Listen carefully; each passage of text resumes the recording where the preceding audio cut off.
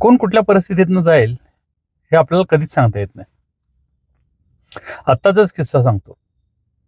आता येताना मी ट्रॅफिकला अडकलो होतो. ट्रॅफिकला अडकलेलं असताना मी पाहिलं, की एक तरुण, एक 25-26 वर्षाचा तरुण असेल.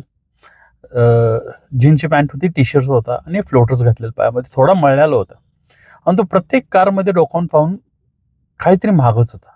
हात जोडून विनवण्या करताना दिसत होता. नेमकं काय प्रकार आहे समजत नव्हतं.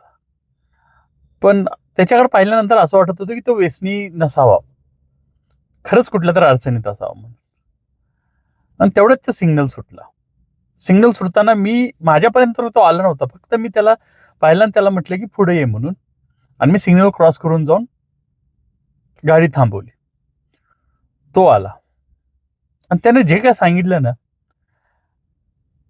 त्याच्यावरती आता कितपत विश्वास ठेवायचा हेच समजेना झालं.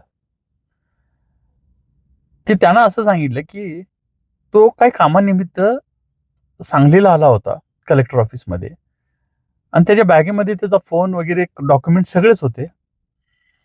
आणि तो नाश्ता करायला एका ठिकाणी थांबलेला असताना त्याची सगळी पिशवी चोरीला गेली. आणि तो घाबरला, गोंधळला. त्याची कामं सगळी बाजूला राहिलेली आहेत आणि तो म्हणतो, की त्याच्या इथं ओळखीचं कुणी नाहीये आणि त्याला पुन्हा गावाकडे जायचं होतं. एक 70-80 किलोमीटर इथून त्याचं गाव होतं. आणि त्यानं जे गावाचं नाव सांगितलं, तेही मी काय सांगणार नाही तुम्हाला. पण ते वास्तविकरित्या होतं, की तिकडच्या लोकांचा सहसा सांगली मिरजेशी इतका काही संबंध येत नाहीये. कारण त्यांना दुसरी मोठी शहरं तिथून जवळ पडतात. पण त्यांना कसं आहे, की जिल्ह्याचा भाग म्हणून त्यांची काही कामं असतील तर त्यांना इथं करावायला यावं लागतात. पण आता तिची चोरी झाल्यानंतर तो इतका भांबवलेला होता, की त्याला संकोच वाटत होता, की कसं मागायचं, काय मागायचं?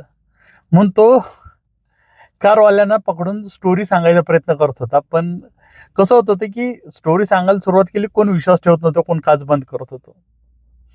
कारण आमच्या ह्या परिसरामध्ये जनरली ह्या गोष्टी घडत असतात, की लोकं काही ना काही कारणानिमित्त तुमच्याकडनं काही ना काहीतरी मागण्या करत असतात. काहीतरी कुटुंब थांबलेले असतात आणि अडचणीत आहे म्हणून पैसे घेत असतात. म्हणून लोकांचा हल्ली खऱ्या आणि खोट्यावरती विश्वास ठेवता येत नाही.